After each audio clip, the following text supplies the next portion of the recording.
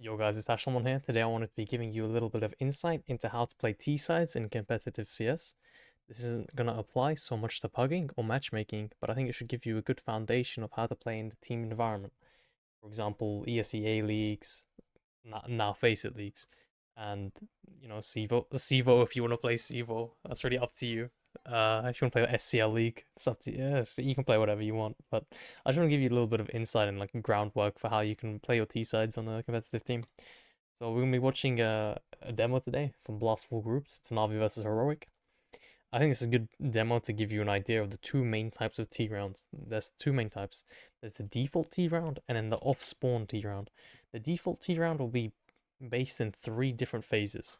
You have the first phase, which is the default, the second phase is the mid round, and the third phase is going to be the final execute. Whereas off spawn call typically only has one phase, essentially, which is basically a default, but it's almost as though they execute as the default.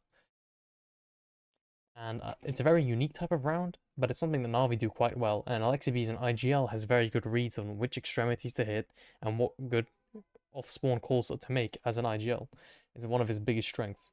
But this is round 3, and we're going to be looking at a default round. We're going to see Navi send a simple and Alexibee to top middle, Bit and his teammate in B-ups, and JL locking Palace. This is a very common default for T-side teams to run on Mirage, because it provides a lot of map control spread out across the map, and you can hold all the extremities and take mid control. Although it is against an eco, because Heroic decided to force buy on the second round for some reason, Navi are obviously going to be aware of this, and they're going to be playing the default a little bit different. But it has the same idea that I want to show you today, so we're going to be watching it now. So we see Simple and Alexi going middle. And we're going to see Heroic push middle. They're going to flash twice behind the boxes. This is to delay the Heroic players, but the Heroic players, as you can see here, they're turned on anti-flash. And it doesn't really do much. Also, nades are flying in from Heroic, then nade stacked middle. This is gonna tag the Simple low. And it's also gonna kill Alexi low. So Simple and Alexi have to fall back, and their teammates from BF have to fall back to help them. We're gonna see Bit come back, but Imma stays, and he's gonna hold underpass. Why is he holding underpass? Because they know they have mid control.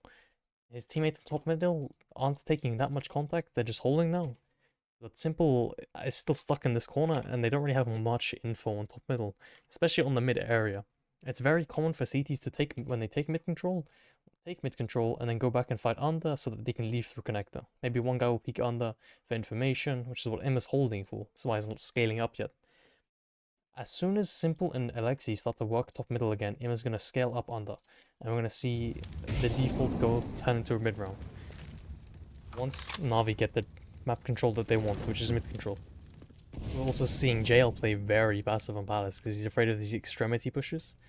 Because he knows that if his teammates clear middle and there's nothing on middle, it's likely that Heroic is stacked on either bomb side. And if you're stacked up on a bomb side, you're more inclined to push.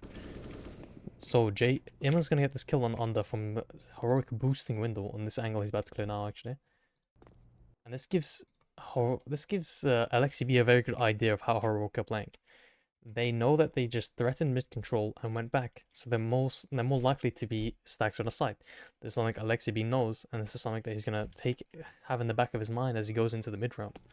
So he's clearing top middle very confidently with a Mac 10, with Simple, despite being low HP. Simple's gonna scale chair, try and fight catwalk. He knows that if they were fighting under from a boost, they might be fighting from middle from a boost. He's just clearing all the angles. Could also be hiding window, 100%. But now we're gonna see the mid round. Alexi has made up his mind. Their mid round has just finished. We're gonna see the final execute now. Sorry, that's what I meant to say. The mid round has finished. They got full map control of middle, and now they have enough util to execute on the bomb side. Alexi coming back A into grouping up with his teammates, and they're gonna hit the A bomb side. They drop some util around. They're gonna do full execute, and we're gonna see JL play out Palace. And now Im is joining for them. So once Im arrives, they should be pushing. SB's slashing them out. JL speaking. He sees the shoulder of Jabber. It's out. Simple just got to kill in the middle. They have the bomb site, and the round's over with 20 seconds to spare. Simple's just clearing in the middle. Cadian, but Cadian shouldn't survive too long. It's probably gonna kill him. There you go. That's the average T-side round on Counter-Strike. You saw the structure completely. You saw the default go to middle. You saw the mid-round call by LXCB to re-clear middle. And you saw the final execute onto A side. It's a lot of T rounds will be structured like this inadvertently or inadvertently. Or advertently, I think is the other word. But that's how most T rounds will be structured. There's also another T round structure, which is an off-spawn call. And I'll walk you through an off-spawn call. Okay, so now we're going to be looking at an off-spawn round called by LXCB. Here we're going to be seeing Navi head towards Palace and pop out of Palace. Just skip forward a bit. So, what's LXCB's read-on situation? The read-on situation is that last round, they won purely by doing default. We're centered around middle, retaking middle. So, Heroic and KDN's team are more likely and more inclined to fight heavy middle this round because they've been losing it to it so often. This is a read by LXCB, so LXCB's response to this read is to play on the extremities and head towards A. And here you're going to see 2 pop out of Palace and 2 go out ramp with a lot of util. Well, actually, not a lot of util, they're just going to flash out. They're going to contact close and then flash out. And that way they can get surprise on KDN and Heroic, because Navi's take on middle is an instantly off spawn. In a lot of cases, it's retaking middle. And KDN knows this, so if Navi throw no utility middle, or very minimal utility middle, KDN and Heroic still have to be aware that the possibility that they're going to retake middle, because they've been posturing it so often in a lot of their games, even without LXCB and even in LXCB's old teams. So LXCB's correct response is to go towards A here. So we're going to see a very nice and quick Palace pop. And LXCB's going to get a double entry. Yeah, you see Heroic not playing heavy middle, they're just playing default. With Yabi under balcony and Shush on triple. They have Stown holding middle. There was util by Navi thrown towards middle, just a single flashbang. Not very uncommon. Let's watch LXCB and how he enters that Palace. He's going to get flashed out by Simple. Simple's going to flash above the Palace, and he's going to pop up. Flash once, and one molly. He gets the entry. Trade in CT. He sees down, and the round's over. The round's over just like that, the first 30 seconds. Do you see how the structure of that round didn't follow the set structure that I introduced to you before? That's because this was an off-spawn call. It's a different type of round. Those are the 2 main differences in rounds. During, let's say, the 3-part structure of a regular round, LXCB might postulate to his team, hey, we should try and tend towards A at the end. In the last 30 seconds. Here he says at the beginning, let's pop A, and he gives a set spawn. This could be an execute or a push that they've worked out on offline servers, or it could be something that LXCB has just called on the fly. But the point is, the round's over in the first 30 seconds. And that's a different type of round and that's the other type of round to a T in a T side. And I think that's the main important understanding of T side in CS:GO. Is how different rounds play out. Those are the 2 main types of rounds, and every round will follow the said structure, and this goes some way, whether you're aware of it or not.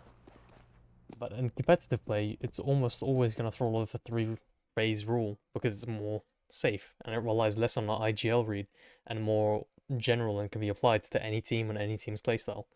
There's a saying in CS that a team is only as good as their default, because if you have a strong default, you can work against any other team and pull things off that would work against every team. Although this round wasn't a default, it still worked, but that relied on an LXCB read, which isn't something you're going to learn and pick up instantly. And it's not something you could do every single round. You're not going to see Navi pop A again next round. It's too risky. They're going to have to return to the default style. So I think that's the main important part of T-side and the very basic level. There's more nuances in each position and the ways to entry, lurking, and AWPing, but I think this is a good foundation that I'm going to lay for you guys, and we're going to delve into each role deeper in another video. So thank you guys for watching. It's been a pleasure talking to you. Peace.